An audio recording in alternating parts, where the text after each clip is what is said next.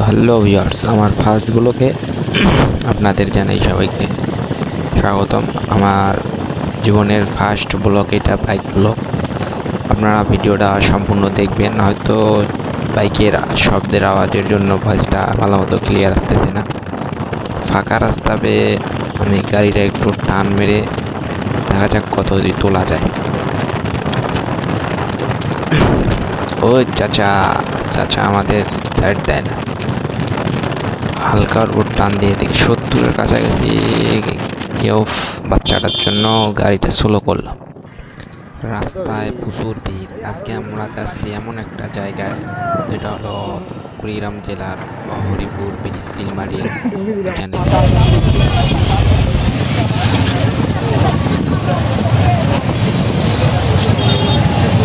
নাকি curve display নাকি?